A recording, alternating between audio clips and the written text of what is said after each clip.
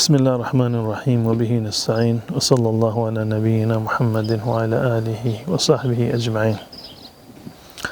یک روزی عثمان بن ابی العاص آمد پیش رسول الله صلی الله علیه و سلم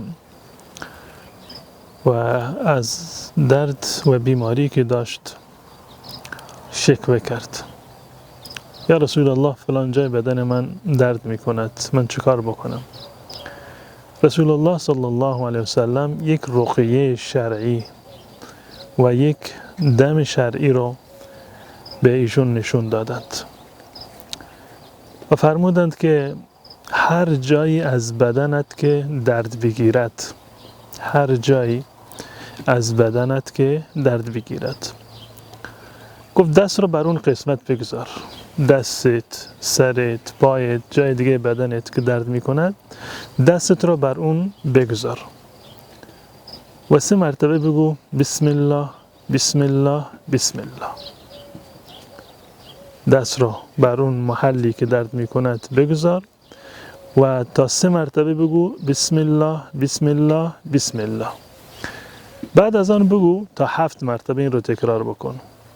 اعوذ بعزة الله وقدرته من شر ما اجد واحاذر. اعوذ بعزة الله وقدرته من شر ما اجد واحاذر. این دعا را 7 مرتبه بخون. این یک رقیه شرعی هست. همه شما نیاز به این دارید. معمولا دیده می شود که مردم سوال میکنند که ما میخوام بریم پیش دعانویسی، پیش ملایی برای ما تعویذی بنویسه، دم بکنه، دعایی بکنه. همین دعا رو خود شما بخونید. این نسخه‌ای هست که رسول الله صلی الله علیه و سلم برای ما بیان کردند. هر کسی رو هر کجای بدنش که درد بگیرد، آن چیزی که از رسول الله صلی الله علیه و سلم ثابت هست این است که دستتان را بر روی محل درد بگذارید، بسم الله بسم الله بسم الله و 7 مرتبه بگید اعوذ بعزة الله و قدرته من شر ما اجد و احاذر. من پناه میبرم به عزت و قدرت الله متعال از شر آن دردی که دارم و از آن رنج میبرم.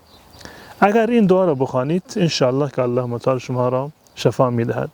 عثمان بن ابی العاص میگوید که من این کار را انجام دادم و اون دردی را که داشتم الحمدلله اون دردم شفا یافت و از بین رفت.